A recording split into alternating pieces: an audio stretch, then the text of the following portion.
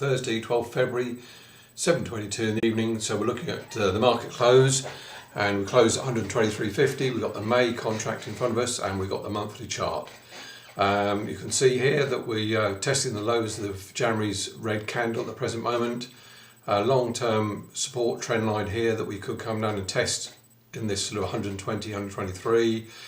Heavily oversold on the long-term chart, but obviously the trend is still looking down at the present moment.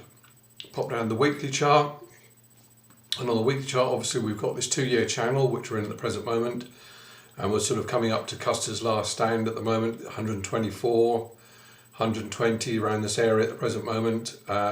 If we take out last week's green candle, then obviously support, we're looking to go down and test this low here, 112, and then obviously right down the bottom of the channel here we've got 100. So obviously we'll go down to the daily, see what we can tell from there. And firstly look at my study from the 30th of January, and you can see I did my wave count here, and we were looking for a wave 3 target 121, head and shoulders pattern formation here going down to test 116, and a wave cat 5 target here 103. So just do an update on that. And here's the daily chart at the present moment, and you can see we've had 1, 2, 3. Well, I was looking for a 4 to come up here and test 130, that has failed. The highs I got to is sort of 127. We've now gapped down, and we're coming down to test the lows of this 3. On tonight's close, we're dead on the mark of this support line, last seen in November, 124. Obviously if this breaks, then we're looking at testing the lows. First target is this gap here, 120, breaking this trend line, and then we're down here to see 115. We are seeing heavily divergence on the RSI. We're heavily oversold, and they're not confirming that this new low is taking place. So we could still see a bounce, and you could get this rally that I was expecting up to 130. Didn't take place last week.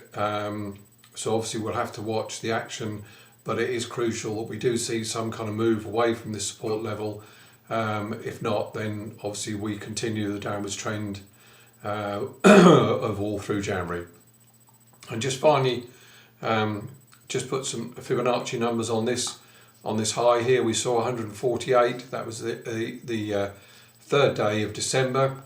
Since then we've failed to find support of all these Fibonacci numbers. 50% is 130.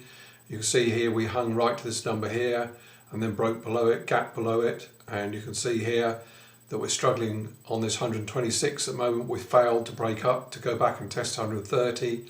Next support here, the last line of the sand here is 120, where we see this gap which we left back here in September.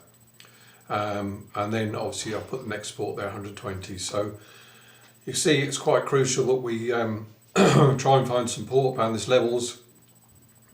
If the market sort of breaks this 120 Monday, Tuesday next week, doesn't look good for the end of the week. So obviously in the short term we could be for some more downside, but obviously go back to the longer term picture, we are heavily oversold.